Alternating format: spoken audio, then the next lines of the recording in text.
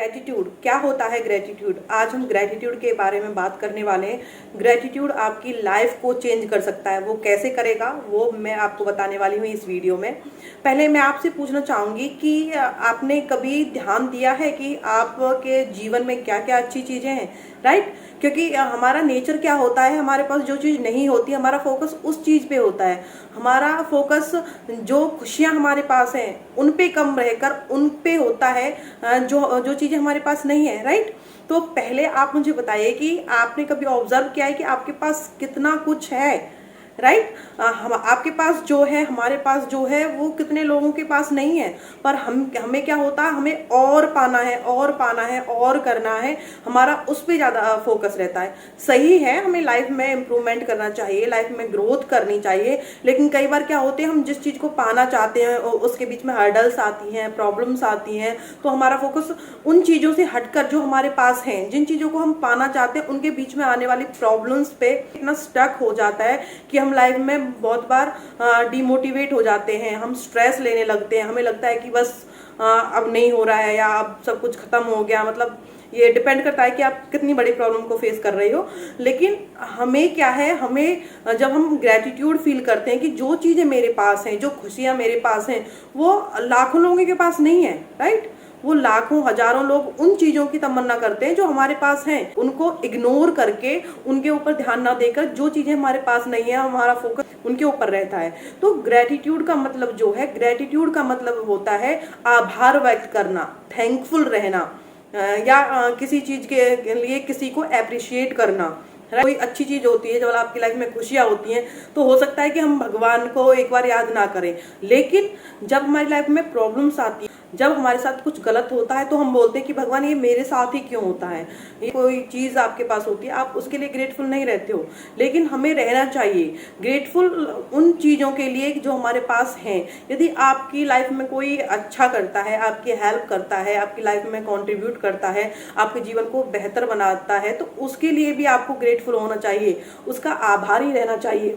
और भी ऐसी ही अच्छी चीजों को आप अपनी लाइफ में अट्रैक्ट करते हो। लेकिन जब आप आभारी नहीं होते हो, तो आप जो है अपने जीवन में जो अच्छी चीजें आने वाली हैं उन्हें भी रोक देते हो। चलो एक एग्जांपल से समझते हैं। जैसे आपका ही एग्जांपल लेते हैं।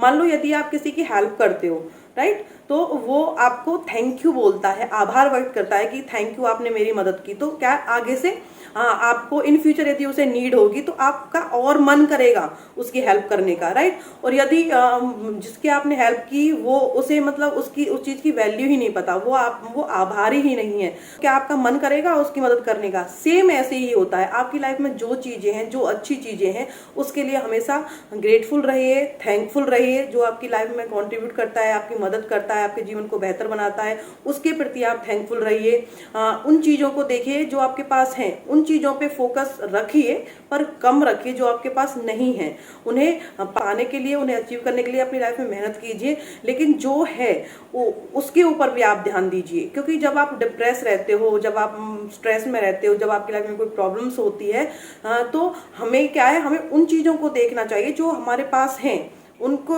आप इंजॉय कीजिए। कई बार भगवान हमें हमारी लाइफ में चैलेंजेस को, प्रॉब्लम्स को इसलिए भेजता है ताकि आप और बेहतर बन सकें, आपका जो पोटेंशियल है उसे आप पहचान पाएं। ऐसी बहुत सारे एग्जांपल हैं, ऐसी बहुत सारी स्टोरीज हैं कि उनकी लाइफ में हर्डल्स आई, उनकी लाइफ में प्रॉब्लम्स आई और उन्होंने उससे ओवरकम किया, और ओवरकम करने के बाद और भी वो बेहतर इंसान बने, और भी ज्यादा अचीवमेंट उन्होंने अपनी लाइफ में ली। हो सकता है कि वो ये अचीवमेंट तब नहीं कर पाते जब उनकी लाइफ में कोई प्रॉब्लम नहीं आती।